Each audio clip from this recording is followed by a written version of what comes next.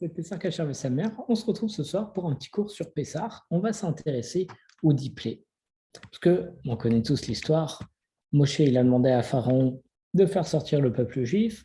Il n'a pas accepté. Donc, au fur et à mesure, Akadosh Baruch Hu a envoyé 10 plaies qui sont assez particulières. Et on va voir leur signification. Bien entendu, c'est 10 plaies qui ont abouti, avec la mort des premiers-nés, à la liberté du peuple juif. Alors, en réalité, on retrouve dans la paracha de Vaïra les 7 premières plaies et les 3 dernières se trouvent dans la paracha qui est juste après la paracha de Bo. On sait que toutes ces plaies, comme on l'a dit, elles n'ont pas pu être faites au hasard. Il y a une bonne raison pour laquelle elles ont été créées. Et elles ont un caractère punitif bien particulier. D'ailleurs, il y a marqué dans les versets, à chaque fois avant d'envoyer la plaie, en tout cas dans les environs du verset de la nouvelle plaie, il y a marqué « afin que tu saches que nul ne m'égare sur terre, ne m'égale sur terre ». Bien entendu, on parle d'Akadosh Baruch Hu qui dit ça. Donc on voit de là que chaque plaie symbolisait quelque chose et chaque plaie avait pour but de montrer au peuple juif et aussi et surtout aux Égyptiens qu'en réalité, il n'y a personne qui peut égaler Akadosh Baruch Hu et que c'est le seul maître de l'univers. Et toutes les catastrophes qui ont été envoyées, bien qu'elles sont, on a l'impression qu'elles sont naturelles, parce que ça passe par des grenouilles, ça passe par l'eau, par de la vermine, elles n'ont en réalité rien de naturel. D'ailleurs, le Midrash, il fait le recensement de ces plaies grâce à 3 mots. Datsar, Adash, Be'achav.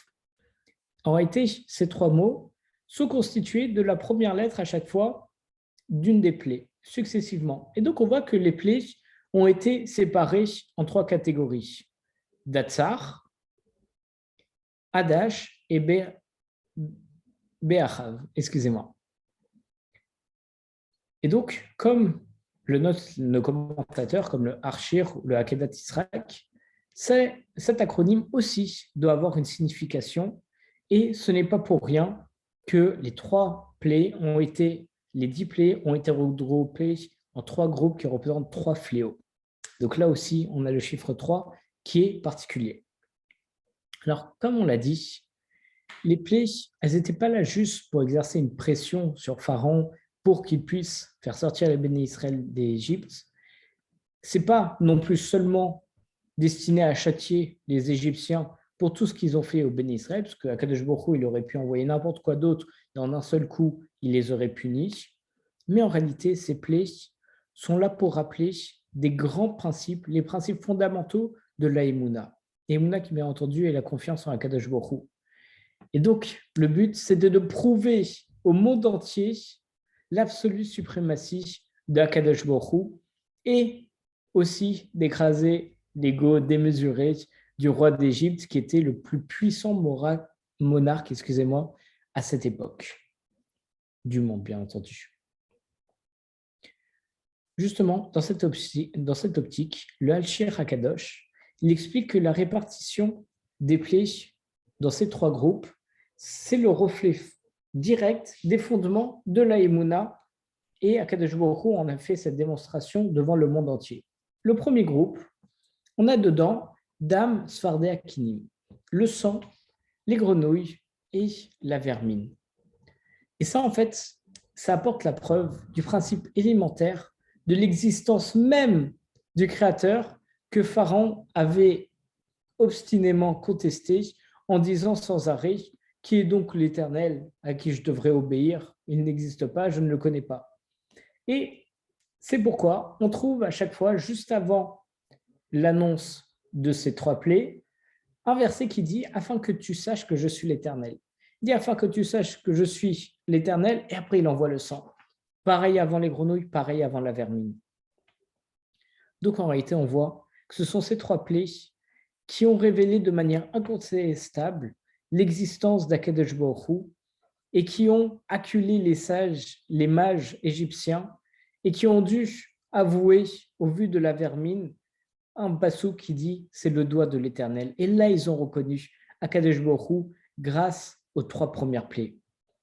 D'ailleurs, à cette fin, Akadosh Baruch Hu, il a frappé l'eau qui est devenue du sang, d'où est sorti après les grenouilles, et la terre qui s'est changée en vermine pour pouvoir démontrer que même les éléments élémentaires qui se trouvent autour de nous, en réalité, sont dominés par Akadosh Baruch Hu. C'est Akadosh Baruch Hu qui les a créés et qui continue de les changer et de les diriger.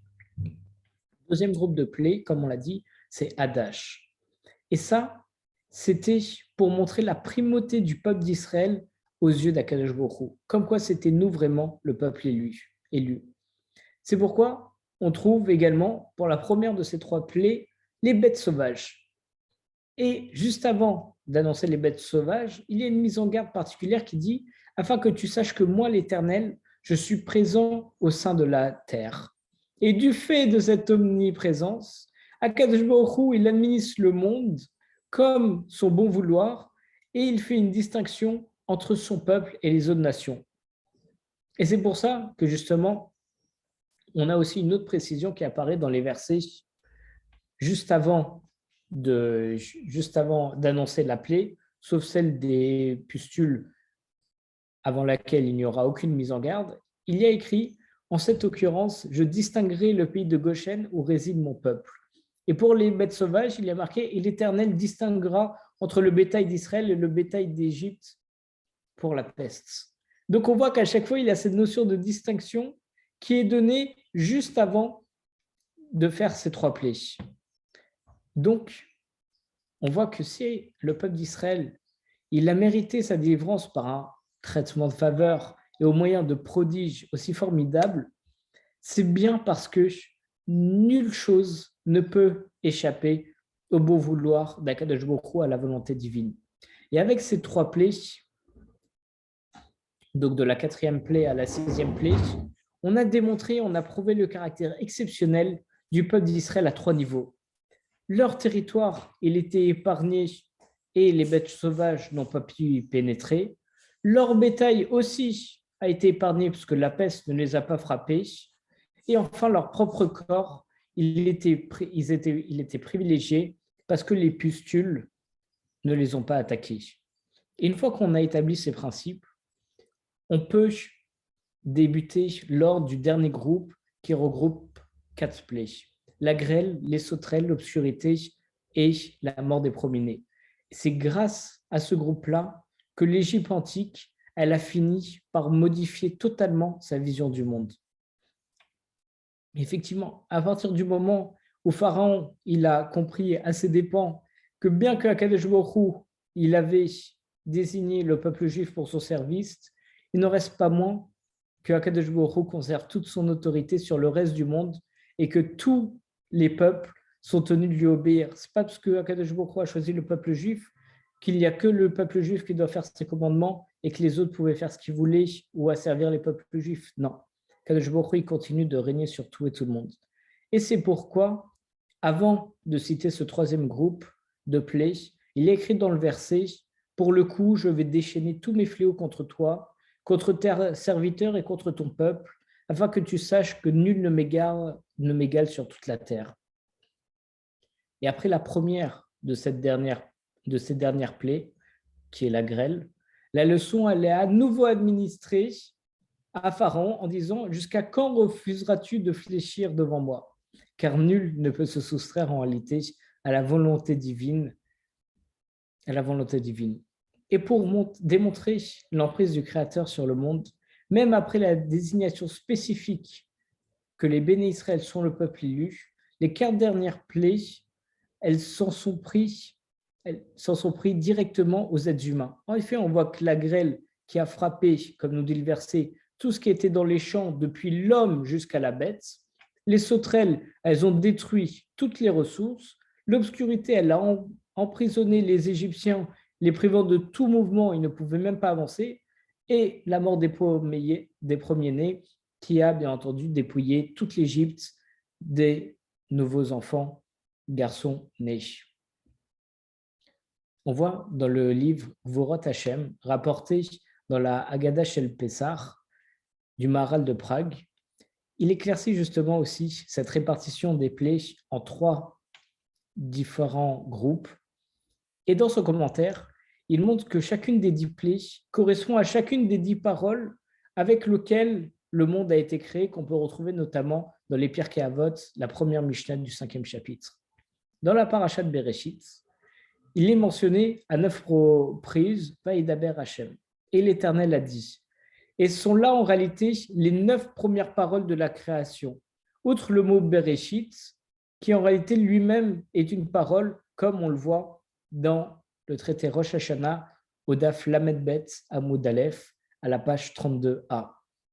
Et donc, en reprochant ces 10 paroles des 10 plaies d'Égypte précitées, on peut faire justement un parallèle. La dernière des 10 paroles de la création, c'était « Je vous accorde tout arbre portant des fruits pour votre nourriture », comme on voit dans Bereshit. Or, afin de prouver que la création, elle fut ordonnée seulement par Akadosh Baruch Hu, l'Égypte, elle a été frappée là où elle avait ses ressources élémentaires, à savoir le Nil, qu'il considérait même comme un dieu parce qu'il n'y avait pas de pluie en Égypte, il n'avait que l'approvisionnement en eau par le Nil. Le Nil s'est changé en sang et de là, on voit directement le tout premier parallèle entre les 10 paroles et les 10 plaies d'Égypte, comme quoi Akadosh Baruch Hu a dit dans les 10 paroles qu'il avait créé le monde et qui donnait la subsistance avec les arbres fruitiers pour que l'homme puisse vivre.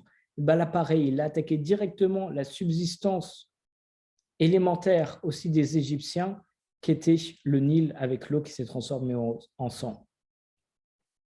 D'ailleurs, on dit aussi dans la création du monde que les eaux fourmillent d'une multitude d'animaux. Et à ce moment-là, si on veut faire le parallèle avec une autre plaie, c'est quoi? C'est les grenouilles. Les grenouilles qui ont surgi du fleuve et qui ont commencé à envahir toute l'Égypte. Ensuite, excusez-moi, lorsque la terre elle fut frappée avec la vermine, alors ça fait référence en réalité à une des paroles de la création qui a dit que le sol apparaisse lorsqu'il a créé le sol. Les bêtes sauvages, elles étaient elles-mêmes créées le 6e jour de la création et elles se sont tournées contre les hommes lors de la 4e plaie. Donc on voit que les bêtes sauvages créées par Akadosh Baruch Hu dès le début de la création, elles se sont retournées contre les Égyptiens pour bien montrer que c'est Akadosh Baruch Hu qui les a créés, mais qui continue de les dominer. Ensuite, on a la peste qui vient du flux astral en réalité et qui est apparue pour la 5e plaie en Égypte, qui prouva que Akadosh Baruch Hu, il a créé tout l'univers entier. Les pustules qui ont dévisagé l'apparence et les visages des hommes, ça fait penser à la parole de la création qui dit « Faisons l'homme à notre image ». La grêle qui tombe du ciel, qui fut générée au 2e jour de la création, les sauterelles qui ont détruit la plus grande partie de la végétation égyptienne, au regard des herbes et des arbres fruitiers qui ont été créés le 3e jour de la création. Ensuite, on a l'obscurité qui montre que Akadosh Baruch Hu, il a créé la lumière au 1er jour et il est capable de la retirer s'il en a envie. Et la mort des premiers-nés qui montre aux yeux des Égyptiens, en réalité Bereshit, le commencement, que sans Akadosh Baruch Hu, qui est un et unique et qui est aussi important pour les Égyptiens que les premiers-nés, alors en réalité, tout vient de sa volonté et s'il veut créer, s'il veut qu'on puisse procréer et qu'on puisse vivre, alors c'est Akadosh Baruch Hu qui le décide. Et de là, on voit en réalité que toutes les 10 plaies ne sont bien entendu pas des choses anodines, comme chaque chose qui arrive dans notre vie. Il faut juste savoir comprendre le parallèle, pourquoi telle chose arrive, pourquoi est-ce que j'ai eu telle épreuve sur tel objet ou sur tel sujet, c'est qu'en réalité, j'avais un manque dans tel ou tel domaine. C'est pour ça que Bezrat Hashem, qu'on arrive toujours à identifier ce pourquoi les choses arrivent, les bonnes choses comme les mauvaises choses, pour essayer de comprendre un petit peu mieux Akadosh Baruch Hu et essayer de savoir comment se perfectionner au maximum. Chazak u'Baruch à tous.